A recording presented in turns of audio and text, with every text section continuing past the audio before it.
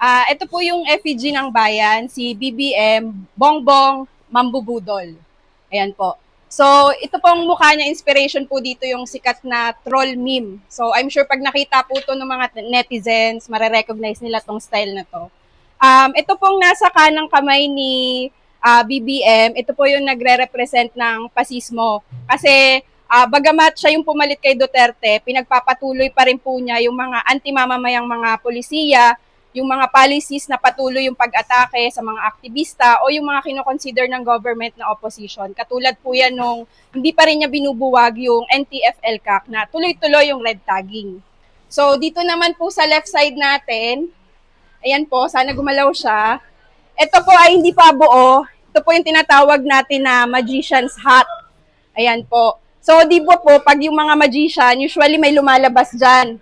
Magic, ayan, may lalabas na rabbit, may lalabas na pera.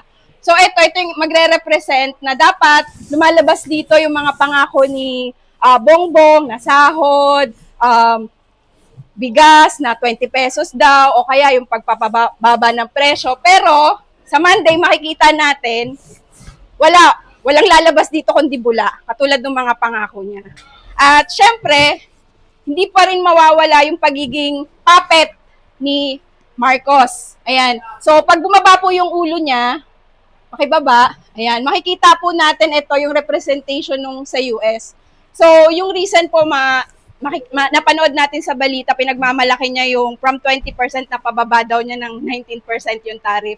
Sa totoo lang, wala siyang pakinabang dun sa ating mga mamamayan kasi imbis na makipag-negotiate siya dito sa US, dapat dagdagan na lang niya yung budget sa lokal na produksyon at bawasan yung importasyon kasi ito yung mas kailangan ng mamamayan natin. So basically, itong si BBM, Bongbong Mambubudol, ito yung sisingilin ng mamamayan sa Monday. Kaya ang tawag po natin sa People Zone sa Monday ay Zona ng Paniningil. So bayan kasama ang iba't ibang organisasyon ay nagpapatuloy na sisingilin si Bongbong Mambubudol.